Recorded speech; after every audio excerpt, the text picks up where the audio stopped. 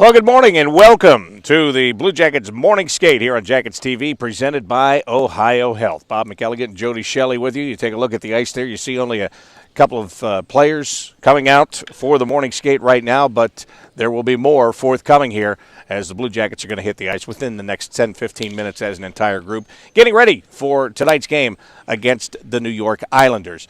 Jody, Friday night was a tough night for the Blue Jackets. It's so funny. We sat here last week and we said, well, you've got games upcoming against Colorado and Philadelphia and Chicago.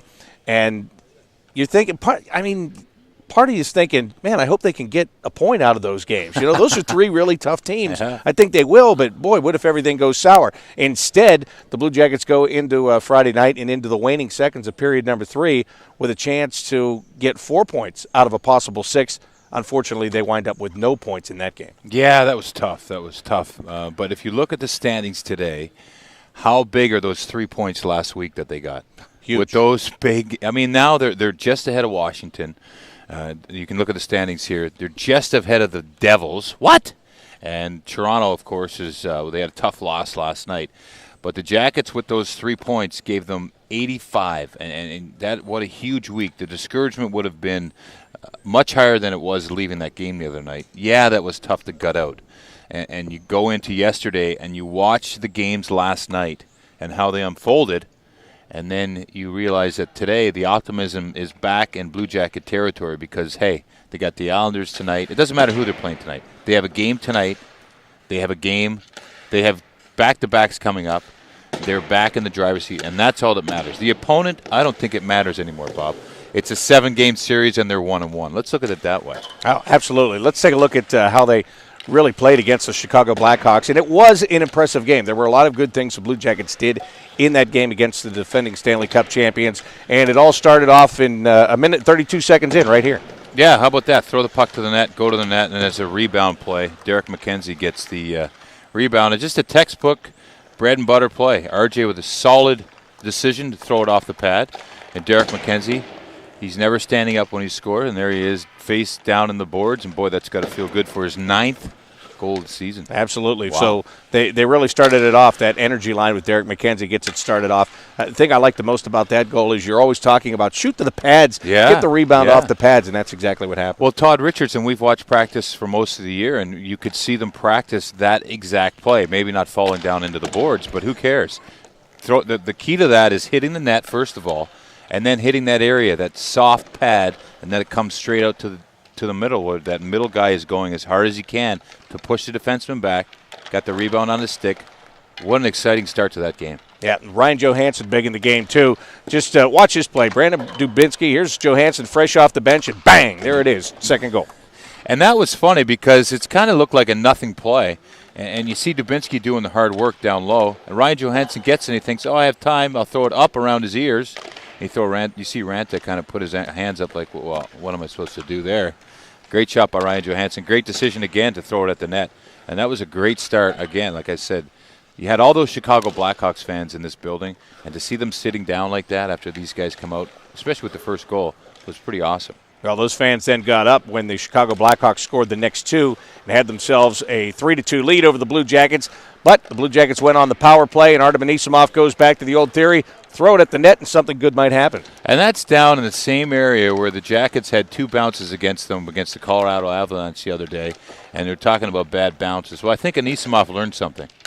Throw it in those areas. Look, there's 3 guys in there with sticks, and there's a goalie going out, and the guys are coming back towards him.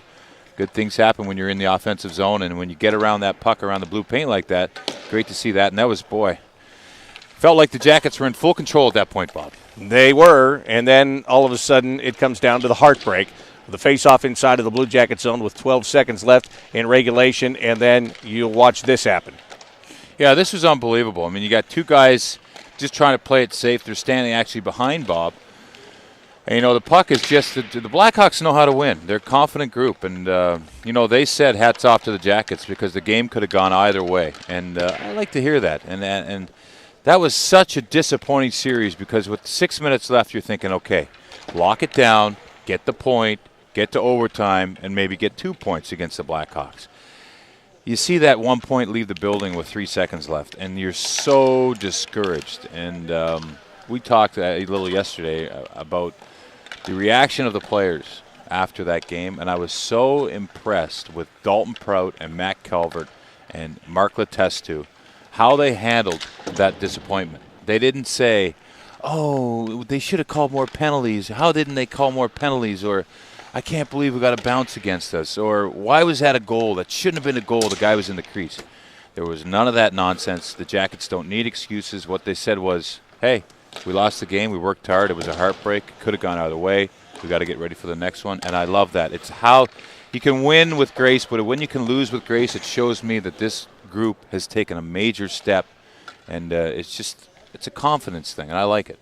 What you said about the Chicago Blackhawks knowing how to win, it was interesting. In our post-game radio show, we got comments from Joel Quenneville, and he said at one point they went in and reminded the players, hey, it's a playoff pace, it's a playoff push in this game tonight. That's the way you've got to play.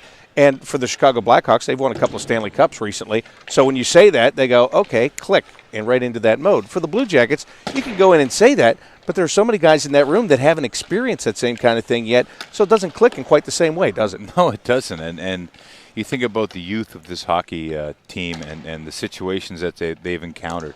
You go back to the Long Island game, and I've gone back to it a few times.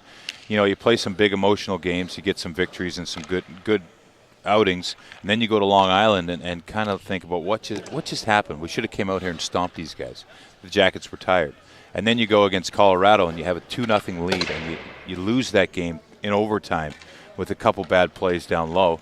And then you take the lesson of the last game in the last 5 minutes. Do you reach for the puck, or do you go over there and jump on it and smother it? There's little details of this game, especially in the defensive zone. You hear Todd Richards after saying, I should have called the timeout. Everyone thinks they could have done something differently. Well, guess what? This will parlay down the road in playoffs, in Game 5. And I just mentioned earlier this is a 7-game series. Imagine if this team, so before the last 2 games, 7 games left, right? Right. Imagine that this was a 7-game series and that was Game 2 and you lost that way. You now have to regroup. You have to get back on the plane and travel. Let's say they were on the road. They have to travel back to Nationwide Arena. Here they are. There's 5 games left in the series. They're split. Win the next 2 games at home. Who do you have? Doesn't matter who you have. Win the next 2 games at home. And then you go on the road and finish. Break it down like a 7-game series, and you're going to have success, because these disappointments, I guarantee in the playoffs, will punch you in the stomach, but it's how you react. That's a very good point. Take a look at the 5 games that are left for the Blue Jackets here. The Islanders today. The Coyotes are here on Tuesday night. Those are the last 2 home games. And then bang, bang, bang on the road at Dallas on Wednesday for a back-to-back situation.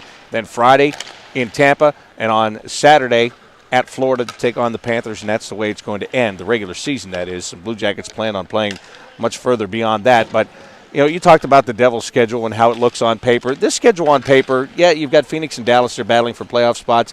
Tampa's in the playoffs. Florida, they're not. But, again, it's all about how the Blue Jackets play against every one of those teams. Yeah, I don't want to break it down too much, but Phoenix has come in here with 3 days off to before their game.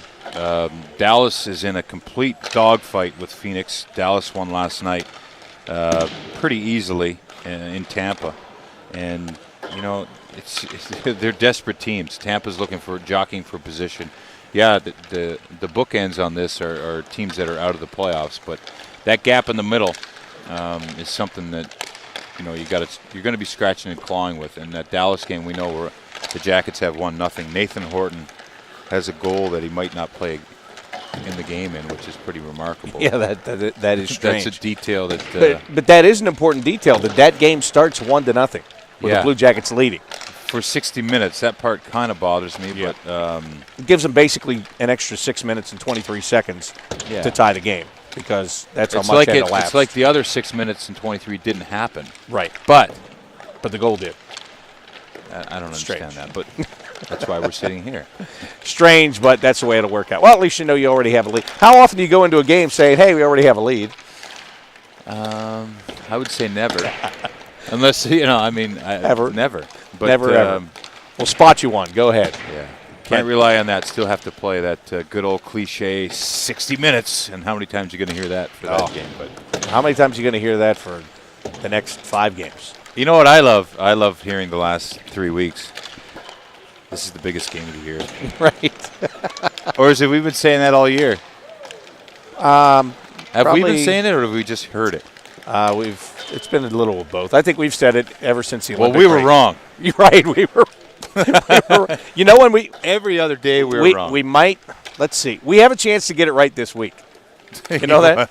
Sometime within the next 5 games, we're gonna get it right eventually. There you take a look at the ice and you see that everybody's made their way out of the dressing room to get on the ice here at Nationwide Arena today. Yesterday, an off day for the Blue Jackets, and I mean off. And with the schedule the way it is going right now, we look to see what's ahead. This is, again, a span of playing 8 games in 12 days. And you have said this before, that no player goes in and says, man, we got to play 8 in 12. They're operating game by game. But they do get tired, even though nobody will admit it. But you do get tired. You do get run down. So I would imagine that day yesterday was nice to rejuvenate a little bit. Oh, unbelievable. And it's a Saturday. How often these guys are at home with the day off on a Saturday? So I bet just a different feel around the house for these guys. Guys with kids, guys that have, the single guys probably had an opportunity to do some things, catch up on a few things, and really just evaluate where they're at. And it comes after a disappointing loss, which is great because you have more time to sit and think about it by yourself. You know, it's always nice after a loss to get together, talk about it, sort it out, maybe play a game the next day, but that wasn't the case. The case was, sit at home and think about it, watch the rest of the league play, see what happens, and then come in today. So expect that rest. That's a pretty big day that could push them here. Well, what do we have, 6 days left in the season? So we got to get to that. 7 days. 6 days? Yeah, that's right. Today's Sunday.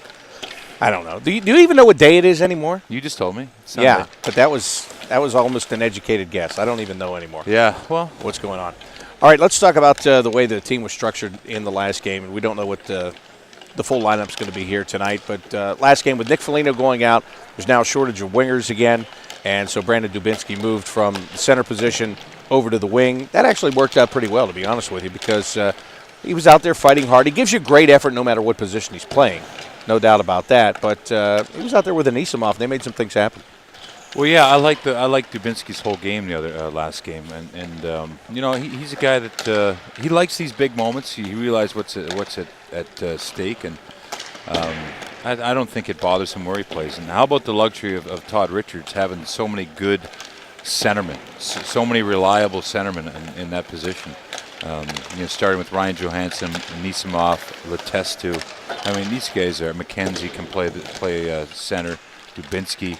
Luxury to have in all situations, especially when you look at penalty kill, late in the game face-offs, situations like that. So, it's exciting, and I think that we talk about positional play too much. I think we really over-evaluate that. I think for him it's who he's playing with, and I think he feels comfortable most with, he looks like he feels comfortable with everyone out there actually, but he does a good job with Anisimov, that's for sure. What do you think about Cam Atkinson's game in the past couple of outings here? I like it. I think he's brought some good energy. I'd like to see him get rewarded, but I like the way he plays.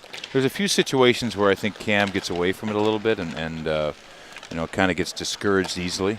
Maybe on a really good opportunity or something, you'll see him look to the heavens or on a back check. Maybe sometimes he'll get away from it. But boy, I'll tell you what. His energy level, I think it's been pretty good. How about you? Yeah, I like it. I think his legs are good. back. I just hope we were on the same page there.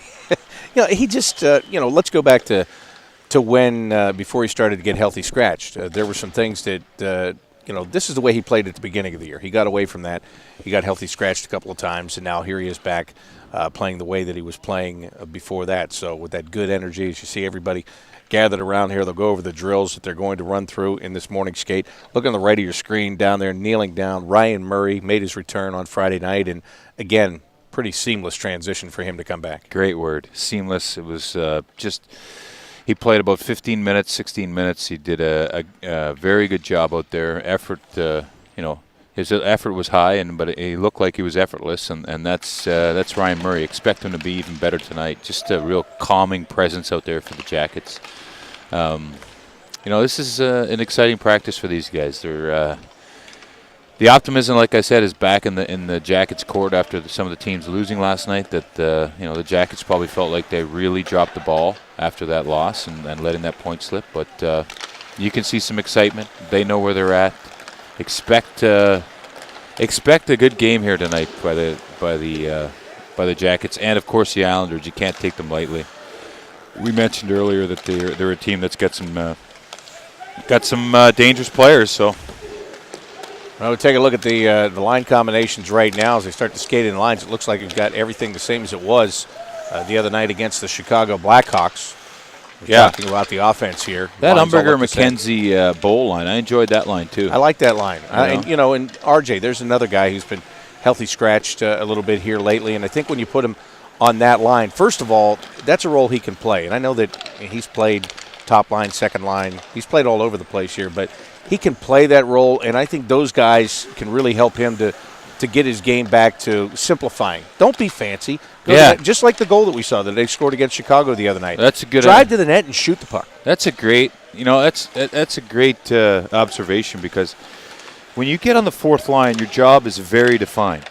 Don't mess around with the puck. Get it in the hard areas. McKenzie wants you to put the puck in well ahead of when you need to, because he's going to race down and get it. He wants the puck in the corner so he can hit. Bull wants the puck in the corner so he can hit. I always told my wingers and centermen was, just open the door for me. And the opening door is the blue line. You got the key, and that's the puck. Open the door, and I'm going to start skating from the far blue line, watching you dump, and that'll give me jump on the defense so I can go in and lay that big hit. Then come in and get the puck, and I'll go to the net. And with RJ, simple. When you simplify your role, which he's done, and I think RJ is at his best when he's on the wall, puck in his feet, not stick handling and trying to make some fancy play. Just a real bread and butter, hold the puck, get your head up, because he can hold the puck from a defenseman. He's big and strong enough to do it. He just needs to do that, and keeping it simple, he'll get more results. It's funny when you talk to the guys that play on that line, and I just talked to Jared Bull before he came back the other day, and I said, what is it about playing with Derek McKenzie, and whether it's Blake Como or Corey Tropp or Mark Letestu, whoever's on that line? I said, what do you know going into the game? He said, well, you know two things. You're going to play simple, a smart, simple game, and then in addition to that, there's accountability on that line, and you've got to work hard. And that's the one thing about who's ever been on that line this year is when you watch them go out there, every shift that they take, it's the same. The personnel changes, but it's the same the way they play it.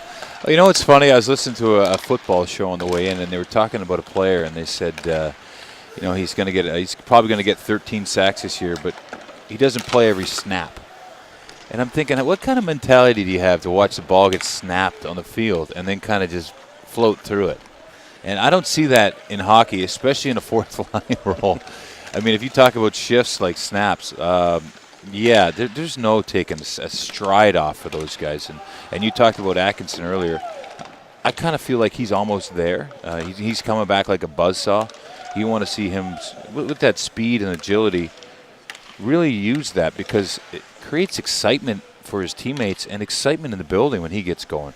But Derek McKenzie does that exactly by effort, relentless effort, whether he's killing a penalty, whether he's taking a face-off. And you asked Jared Bull, what is it about that line? There's no gray area.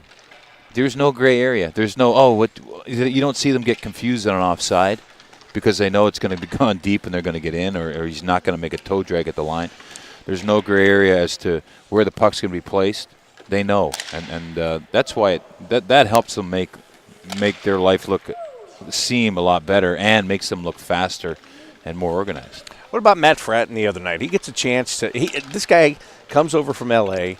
He's been playing sparingly at best, but he gets to jump into the lineup and play on the line with Boone Jenner and Ryan Johansson. You talk about going from the outhouse to the penthouse right there. I mean, he got great opportunities, and I thought he handled himself really well. He was fine. He played a safe game, definitely. He was, there's a lot on your mind when you get in the lineup, and it's what does the coach think of my game?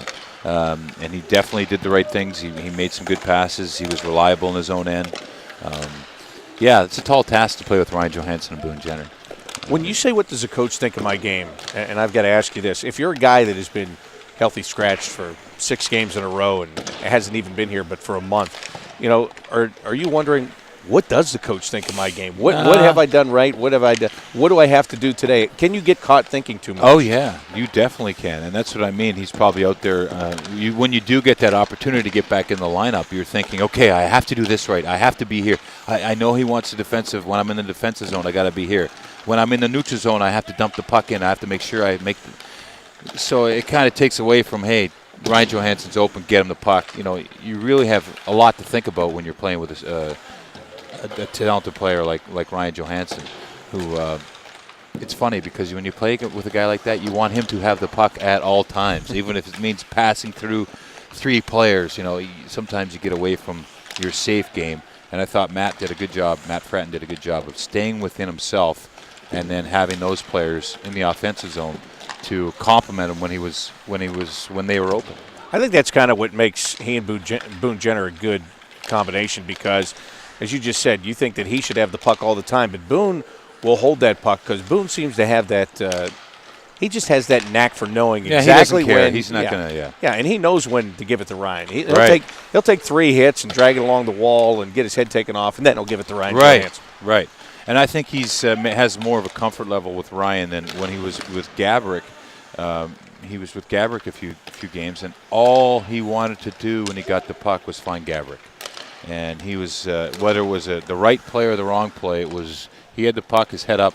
He was looking for Marion, and that can be the case. But I like that with Ryan Johansson. He's like, okay, he probably looks at him like a buddy first of all, so he's not too worried about getting the puck. Whereas Gaborik, he probably put it on a different level, and that happens in pro sports.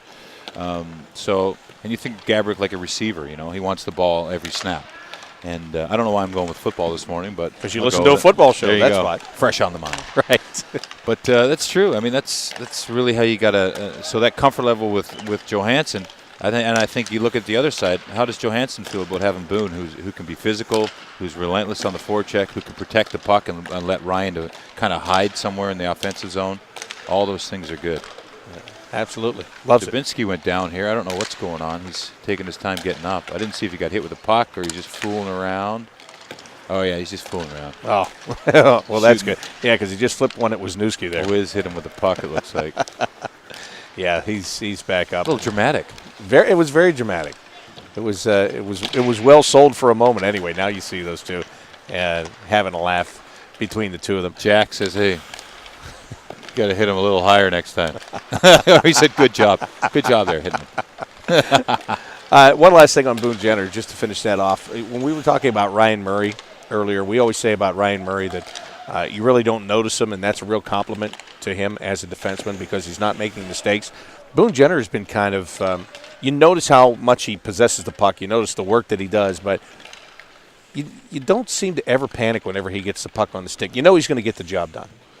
Yeah, that's an interesting point. You're right, because he does a lot of dirty work and kind of loud work, too, where he's, banging and clanging and first guy on the puck. And, everyone's always watching the puck.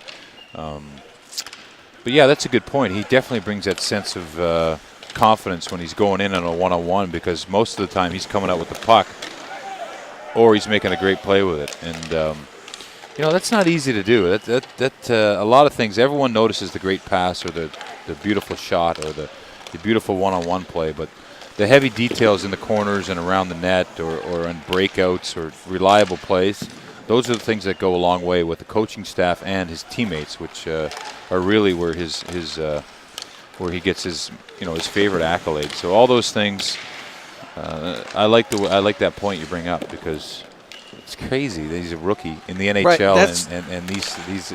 It's an exciting time for the Jackets. That's the thing about it. I was thinking that the other night. I thought, how many times do you see a guy who's a rookie with the puck on the boards, and he's going to make a spin move, and you can see he's going to get hit when he goes to make that spin move, but in your mind you're just going, well, he'll still come out with the puck. Yeah, I know. That's a very good point. You look at what they're building here in Columbus, and you look at those pieces of David Savard, Ryan Murray, Boone Jenner, Ryan Johansson, just to name 4 young guys. And then you throw in Anisimov and Matty Calvert, and you can keep going on. The list, all these guys, and it's pretty exciting. I was just laughing because they're going to build something here that's going to last a while. There's no question about that. Fedor-Tutin just caught an edge and fell down, and I was just thinking, see, even the pros can still fall down in the skate at any given time. Oh, yeah. You feel even sillier at this level when you fall down. He's right back into the rush, and he's got things going on once into again. The Russian. Yeah. That's Way better Play on described. Way better described. So, again, let's talk about this Islanders team again here tonight, just from this standpoint. You mentioned 2 weeks ago, whatever it was, Blue Jackets go to Long Island. They were playing their third game in 4 days and all that stuff, and it was an afternoon game. They had a lot of things against them, but they came out and they really got ambushed right at the start of that game, and the Islanders never let up. So I would hope the Blue Jackets are thinking today, look, terrible loss on Friday. We should have had a point, so they're mad about that. Oh, plus, hey, these guys embarrassed us when we went to their place last time. That should be plenty of motivation. On the flip side, if you're the New York Islanders, what are you thinking coming into this game? Well, they're out of the playoffs. They had a chance last night to take it to Washington, and they're going to play a big role in what's the outcome of, or the lay of the land for the final seeds of the playoff spots in the East. They had an opportunity last night where they could have taken 2 points from Washington, even 1 point, but they didn't get that done. And now they're coming to Columbus, and they're thinking the same thing. That's their motivation. They want to be the ones to settle to say, okay, we didn't do it to Washington, let's do it to Columbus, and then they can sit back and say, okay, look, you guys didn't make it in, and think of the 2 games you lost to us late in the year. That's their motivation, and we know that, especially in Columbus, where that's the role that was played here by this team. That was the motivation. It was showing your stars, showing what you had for the organization, showing no quit, because that's one thing too, boy, especially in the NHL. You don't show any quit. You show pride for the team that you're with. You're not in the playoffs, but your fans are watching, your loyal fans are paying attention, and if they see you're out there not giving what you're supposed to give, well, guess what? You're probably not going to be on the team next year. And so they're going to try to spoil this for the Jackets, and the Jackets know that very well. So they're just going to worry about what they got to do. And tonight, all those little details we talk about, staying out of the box, making good decisions, helping Sergei, all these things are going to jump to the forefront here tonight. Hey, let's talk about Sergei for a minute, because we haven't yet in this morning skate, and he usually gets some airtime because he deserves it. And he's really coming off 2 good games, a shutout in Philadelphia and then playing against the Blackhawks the other night. He kept them in the game, as a matter of fact. Let's take a look at what he did here the other night against the Chicago Blackhawks. Just, there's Hossa. I mean, one of the top players in the game coming in. Patrick Sharp had a great night. Sergei, look how he's always gets himself so square to that shot. And how about him? He took 3 days where he was sick, Bob. He comes back. This was his 2nd game back. He looked good. He worked hard. He battled for. Look at that. That's a reactionary save. This one here was unbelievable. That last part where he got his right pad on it. I think it was Versteeg in the middle, or yeah, it was Versteeg was the last shot. And there's a nice save. He's just. We could talk about him. He should have his own show, but he's reliable. He's quick. He sets the bar for himself so high, and I think that is something that oozes throughout the team, because it's hard to look at your goalie and how hard he works on every shot, and how hard he works in the weight room, and how disciplined he is, and try to go and do something different. He kind of march behind him. So, and goalies are quiet. They're kind of like the pitchers in baseball, where they do their thing. They keep about themselves, and they spend a lot of time alone down on their net. So you observe that, and you really appreciate how much work he does. Boy, I tell you, he's a big part of this team, and how about him this time of year? You think back to last year this time, and he was sending ripples waves through the league about how great he was. He embraced that Chicago game the other night. He kept his team in it. There were some big pushes by Chicago, and there's always a push against anyone, but boy, there were some opportunities there for the Blackhawks to really take control of the game, and he kept them in it, and that's what his job is: timely saves, and. I think the Jackets, hopefully the Jackets, I'd love to see the Jackets come out tonight and stomp the Islanders. That won't be the case. But if it is, that would be great for Sergei. Yeah, absolutely. I was watching yesterday, and I forget which game I was watching. They were talking about, guys that should be in the discussion for the Vezina this year. And Tuukka Rask is right there, and, a couple of other guys. And I'm thinking, boy, if Sergei hadn't gotten hurt for those 5 weeks, I bet you he would be back in that discussion again this year based on the way he's played. That's right. I forgot he was hurt for 5 weeks. How about that? He was out of the picture for 5 weeks, and you look at the Jackets, those valuable points when he's out of the lineup. I can't think of one game where it was a big goaltending problem, but because Curtis McElhaney's done such and don't forget, great job. let's turn back the clock. Mike McKenna played games That's right. too, Mike McKenna because did a great job. McElhaney got hurt at the same time. So that seems like a long time ago, but it was all part of this run. Yeah, it is. It's an interesting tidbit that you bring up. But, Sergei, when you talk to other players around the league, you mentioned a word when you were describing him. You said about how quick he is.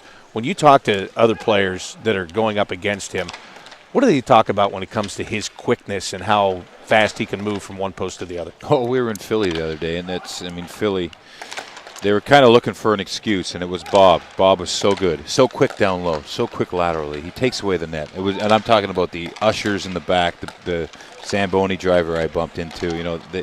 They talked about Sergei, and because they know him, so they respect him and they appreciate his work. So he's a guy that can push teams out of the game with his quickness and his relentlessness. I mean, you think about how hard teams have to work to score.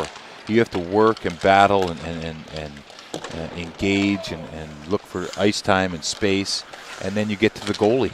So after beating the 5 guys and battling one-on-one or making great plays, then you got down to the goalie, and he's saying there's no hope in sight. I mean, that's a frustrating feeling, and it gives the Jackets a great deal of confidence. Little face-off work here, as always, as the end of the morning skate nears. Ryan Johansson, Artem Anisimov going head-to-head. Todd's getting better at dropping those pucks. It's like a part-time referee. Well, maybe. Maybe you could do summer leagues. Yeah, right. Hopefully it won't be available until June, sometime in late June. Mark Letestu now stepping in to go up against Ryan Johansson. Ryan Johansson, he's really, if you look at the last couple of weeks, he's really excelled in this area, too, in the face-offs. And he's been pretty steady, especially in his own end when you need that big draw. It's unbelievable, isn't it? Because you look at some of the guys he's gone up against. He's playing against some of the best players, the best face-off man in the world. Joe Thornton comes to mind right away, and he did a great job against them. Sidney Crosby. Crosby, I still think Crosby got something wrong with his wrist, but he's got 100 points, so I could be way off on that one. But yeah, Ryan Johansson's a big guy. He's only going to get stronger too. I mean, there's still a big growth period with him, and he's getting smarter, obviously, with his stick. And it's just it's hard to do. It's the first battle of any sequence of play after a whistle starts the game that way, and an important part of puck possession, and he's in an outstanding job as a young man. And how important is this, and why do you practice it so much? Just go back to Friday night, 12 seconds left in the game. The faceoff is in your zone. You don't win that faceoff, it gives the Blackhawks a chance to set it up, and then eventually the puck winds up in your net. So, as you said, it's that first battle from the whistle. Right. And they lost that battle, and unfortunately, in that one case, it cost them the game. Right. It didn't cost them a series, so that's good news. Right. You know what I mean? It's one game. They're still in control. There's still a lot of great things going on, and you look across the room at the Long Island team. Talk about a bad situation when you're out of the playoffs for so long, and you come into Columbus, and you really envy this team because you're like, man, these guys are so excited. It's April. Their season, they're still not packing up, wondering what they're doing next Sunday, when these guys already have plans for next Sunday when the season's over. The Jackets are in it. The Jackets are being talked about on every national sports outlet that covers hockey. All over Canada, it's the Columbus Blue Jackets. It was last week, it's because they were right in with the Leafs, and now the Leafs has pretty much shot themselves in the foot. And it's a place of envy for other teams like this Long Island team. So I think that with the Jackets being in that situation last year, I see that feeling that they had, and the lesson. And I always say lessons, but last game's lesson of late in the game, lock it down, get the point. They got away with it, all right? Last year they didn't get away with it. That lesson of being 1 point out of the playoffs is now what they will now I think will help these guys push them into the playoffs. You talk about the Islanders. I couldn't help but think that for those guys, I'm sure it bothers them, as you said, because they know their season's over next weekend. But the other thing is, last year they were the Blue Jackets. Yeah. They were that team that was getting into the playoffs. They were the team that was going to push, and they gave Pittsburgh a heck of a battle in the first round last year. How about that? I forgot about that. I have a very short memory. But you were playing. Isn't that You didn't something? have to look at it the same way last year. You were playing. I played one game. Yeah, but you're still a player officially. Yeah. We didn't make the playoffs in Philly. That's an ugly feeling. Let me ask you, since you bring that up, what do you think the feeling is in Philadelphia right now? I'm sure they're confident, but for the Blue Jackets, we've probably spent more time talking about the Blue Jackets Well, you alluded to this. Look at Philly. Put your focus on Philly. Don't look at the guys behind you and holding on to a 1-point lead. Concentrate on how to make up those 2 points and get in the third spot. Oh, yeah. Philly is they're not confident. They like their schedule right now. They got Buffalo tonight, Florida this week, like I said. And no, they're not confident. I got texts after that game. Oh, yeah, you guys, really dropped the ball there. And I responded with, yeah, but we had a big win last night in Philly. Right. Did you send any text yesterday and say nice game in Boston? No, I didn't. But the sense there is that their confidence is weighing a little bit. And you would look at the teams ahead of you and think, oh, boy, they're so confident. They got to feel so good about where they're at. But you look at Philadelphia, knock, knock. Right? You win tonight. I know they play Buffalo tonight, but you could be up there for 4 or 5 minutes before that game if Philadelphia wins that game. And you want to keep pace. And also, with Detroit, you win this game tonight. Now you have 4 games left. Now you're back with everyone else. That puts you 1 behind Detroit. That puts you tied with Philadelphia unless they get the win tonight. And that's where you look. You look at those 2 teams. And I still look you got to look at the Rangers, too. I mean, they're obviously just right on the edge of being completely out of reach. But I'm telling you, strange things happen this time of year. And the Jackets have an advantage because this young group went through something last year of extreme disappointment. They've waited to get exactly where they're at right now. All year they've understood the urgency of every single point. And you can't say they've lost points because of effort. No. You can't say that. And I think that's encouraging. There's been mental breakdowns, there's been situations, there's been bounces, and those things happen. But the regular season is a process, and if we were in the middle of a 7-game series right now, I'll tell you what, you'd be pretty happy that this team went through some of the things that they've gone through this year because that experience is what helps you in the playoffs. If you go through this in the playoffs and you try to tell a young guy, we can bounce back, we can do this, and he's like, yeah, right, you're crazy. We just blew it. But if they regroup here tonight and get back on track, they've taken another step. I talked with Jake Voracek the other day for a long time in Philadelphia, and the media was coming into the room. His stall was right next to Claude Giroux, so, of course, everybody gathered around to talk to Giroux. And I said to Jake, how's the media here? How do you like dealing with that? He goes, it's unbelievable. He said, we can win 4 in a row, and we'll lose 1 game and then a second game, and they'll be like sluggish Flyers. They're off their game. And I would imagine that all plays in, too, because then then everybody's telling you, right? Everywhere you go around town, hey, what's the matter with you guys? Feel it. I mean, it's not like I don't know what it is. I think their motto, it goes something like, we're with you through win and tie. I can see that very easily. It's honestly discouraging, and you feel the disappointment. You feel there's no confidence. They're like, oh, yeah, they're terrible again. And you're kind of like, wait a second.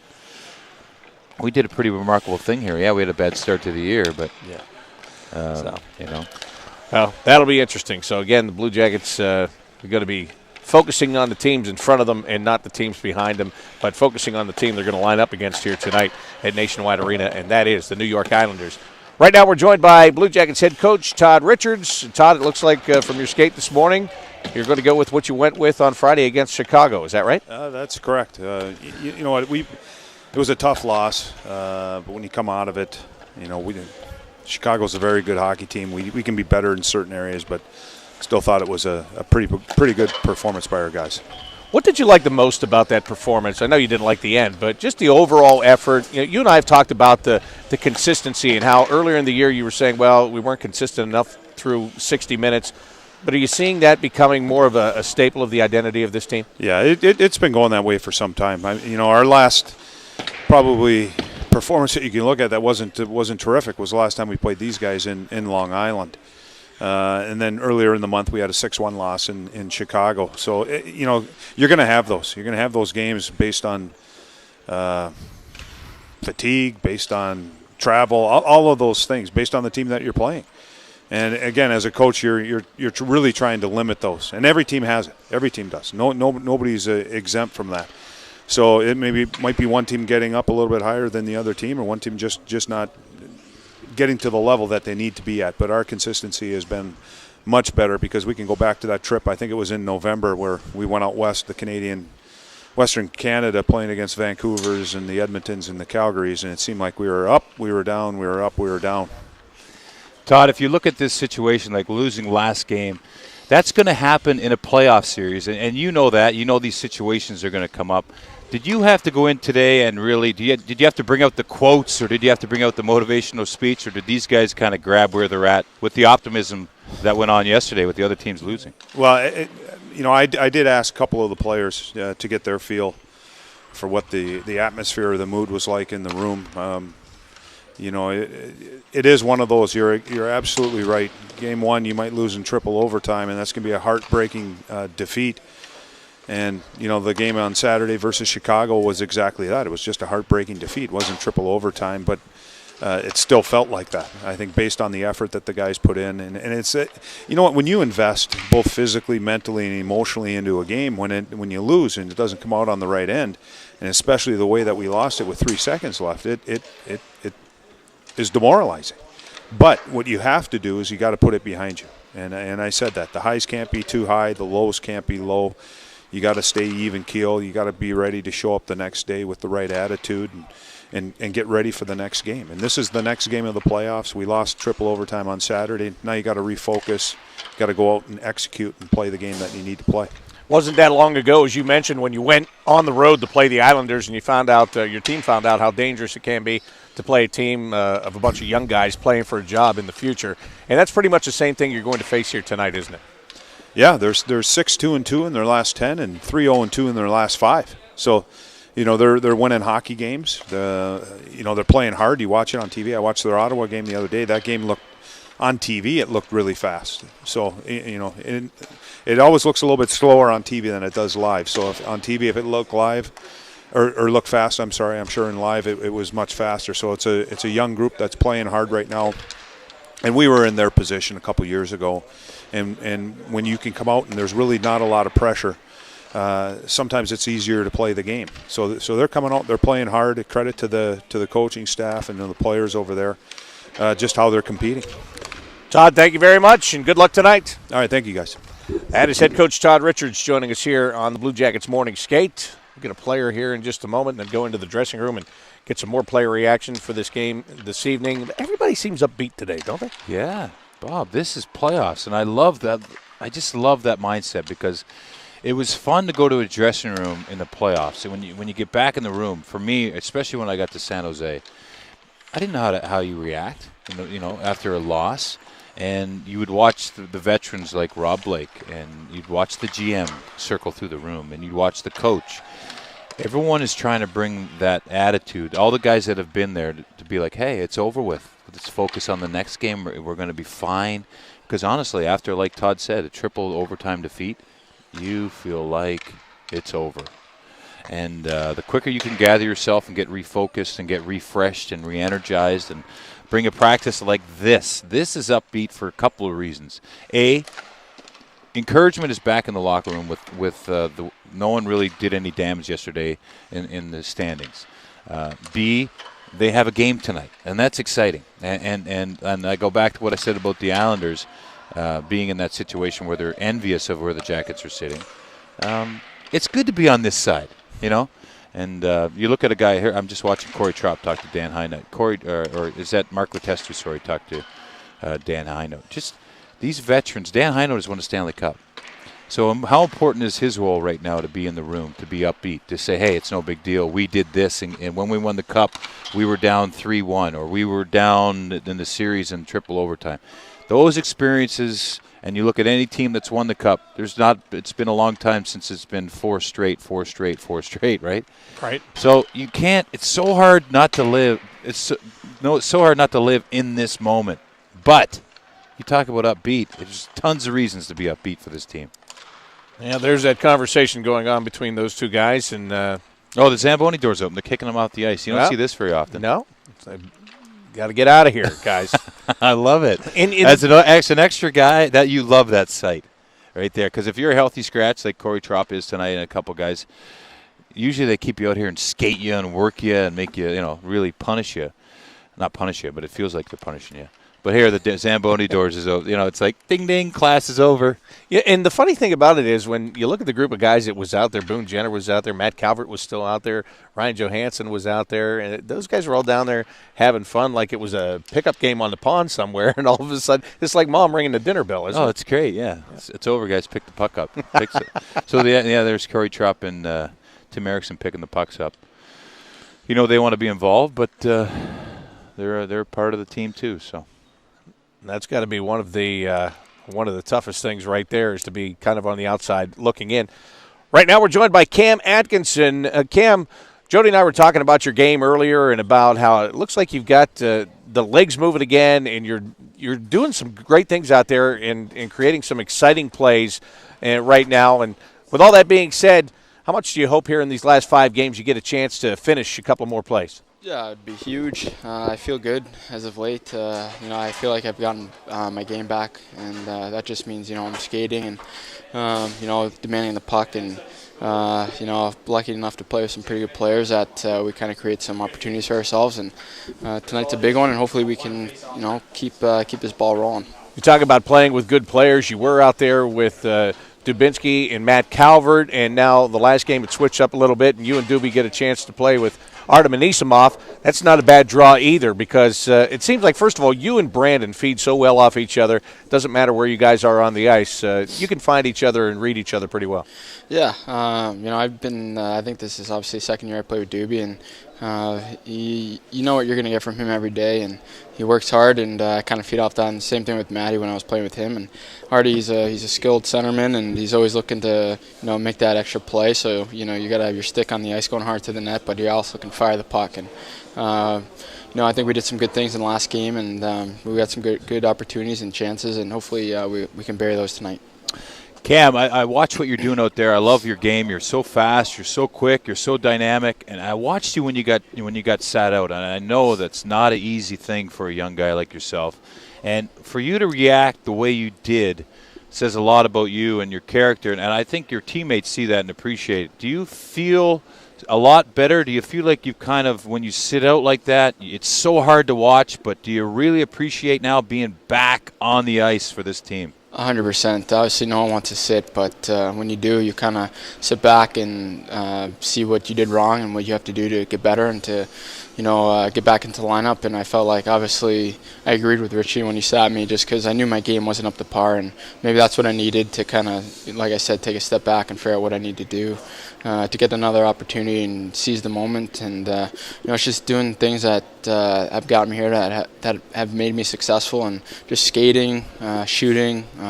Like I said, demanding the puck and creating some space for my line mates. I feel good, and I'm excited. And I think the worst part about seeing is just seeing your teammates out there having fun and sharing those memories. And, obviously I want to share those with those guys. We always talk about you guys taking care of your own destiny, but yesterday you didn't play a game and some other teams helped you out. That has to feel nice, doesn't it? Yeah, it was good.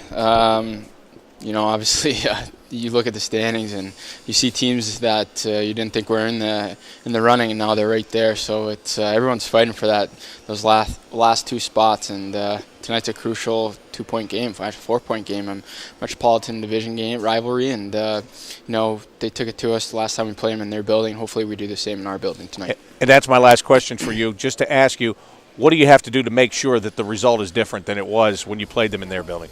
Just stick together. Guys got a little frustrated last time we played them. Stick together, stick to our game plan, get pucks deep, use our body and our speed to our benefit, get in hard on the forecheck, create those turnovers, and, capitalize on our opportunities. Hey, Cam, I got one more question for you. It's a little off the wall, but I'm going to ask you anyways. Are you in charge of the warm-up tunes for on ice here? Not on ice. In the locker room, yes. Not on the ice. So what songs are you going to now? Anything really good? You going with Eminem, or what are you getting motivated by? In the locker room? Yeah. A little bit of everything. Joey and I, Ryan Johansson, him and I kind of switch off the tunes, but we switch it up. We go Eminem. We go a little house music, techno. Nice. Actually, Macker has brought out, DJ godfather.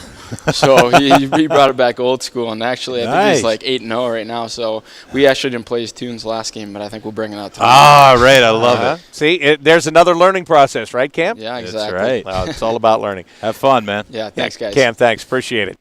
Cam Atkinson joining us here this morning, and we'll get some more player reaction, too. See, and you talked about the fun, and he talked about how you hate sitting out and watching your teammates having fun, and then that little exchange right there just tells you the mindset that this team. Yeah, we don't know what's going on down there. It's we would have never guessed that DJ Godfather didn't get played and it cost him again. Well, it's a lot of fun to be in those moments because you look for rhythm. You look for what works as an individual. I mean, I used to drive the same way to the rink if things were going well. If I was winning a fight or if I'd scored a goal, or I'd be like, gee, what did I do that day I scored a goal? Yeah, I ate here at this time. I did this. I showered at this time. You know, you go through those things personally. But then as a group, too, when you're sitting there, oh, why are you playing this song? Let's go back to this song. And then when I was in some teams, yeah, every day when I went at the rink at the same time, the same song would be on. The same guy would be in the same stall taping his stick. It's just you look for things that catch a rhythm and you just go with them. You don't want to change things up. So at least they didn't play that song, whatever, last game, and they can fall back on it this game. Right. It's fun. They're grasping, it's right? a fun time of year, yeah. What did we screw up on Friday? And you'll see teams that wear the hats. I don't know if the jackets, they have like a belt or something for player of the game. You'll see crazy things come out in the playoffs here now, too. All right, Dalton Prout is in the dressing room. Let's send it downstairs and get some comments. Then what's the key to reversing the outcome this time around today? I think executing out of our own zone. I think that they forechecked us hard and we turned too many pucks over. I think we need to be cleaner on our own end, and that'll lead to the rest of our game. It's a team that plays with a lot of speed, but you guys have done well against teams that play that way. What's made you guys successful in the way you play against a club like that? Working from the middle out. I feel like on the back check we come to the middle of the ice and then sort it out. I feel like lots of problems can be resolved that way, and I feel like that's what's helped us resolve any mistakes that we've made. You guys feel pretty good about your team game overall right now, I'd say? Yeah, we're pretty confident, I think. Every game's just as important as the last and the next. So I think we're a confident group right now, and hopefully it shows tonight. It's a tough stretch here with 4 games in the next 5 days, but it's equally important to start it off on the right foot tonight, isn't it? Yeah, every game, when you have a lot of games and not a lot of days, they tend to roll into each other, and I feel like momentum is going to be a powerful thing. So starting off on the right foot tonight is going to be key for the success of the rest of the way. All right, thanks. Thanks. Dalton Prout with Rob Mixer in the dressing room. Hard-hitting Rob Mixer. He's getting more confident, isn't he? I think the first question he really put a lot of thought into. Yeah, he's. We're building them up. I'm not. You are. No, I'm not building them up either. He's building himself up. I'm not helping him. We're building him up here. Yeah, no question. Oh, yeah. But I haven't helped him. He's a natural. Yeah, he's and he's going to keep digging down there. We'll get somebody else on with Rob here in just a moment as the Blue Jackets get set to take on the New York Islanders. Again, fan appreciation night here at Nationwide Arena. And, we're not going to get anybody else in the locker room. So that's good. We can go right into the final wrap. There's an open house here this afternoon. And I don't know if you've saw some of the seats around. There's some flyers on the seats. Some great seats available. Yeah, you can come in this afternoon for the open house. You can look around at the seats that are available. There you see those placards, the seats that are marked. Seats are available. You can come in. You can take a look at the seats. And if you buy a full season, half season, or quarter season ticket package for next year, you get 2 tickets to tonight's game to come watch the Blue Jackets and the Islanders. Really? Yeah. I need 2 tickets. Maybe I'll go buy a couple season tickets. Go buy a seat, and you can get 2 tickets for tonight. There it is. Wow. All you have to do is place a deposit on a full half or quarter season ticket plan at the event. 2 o'clock until 4:30 this afternoon, and then of course the game tonight is going to be a 6 o'clock start. The gates will open at 5 o'clock this evening for the Blue Jackets and the Islanders. What are you doing tonight? Radio, TV? I'm going to come to the game and do the radio. You going to do radio tonight? Yeah, I'm on with you, man. Oh, man. See, now you made my day. That's some fun. Now I'm happy. All right. So that'll do it for the Blue Jackets morning skate. For Jody Shelley, I'm Bob McElligott. Thanks for watching us here on this Sunday morning. Tonight, it's the Blue Jackets trying to pick up an all-important 2 points against the Islanders. And this is Jackets TV, presented by Ohio Health.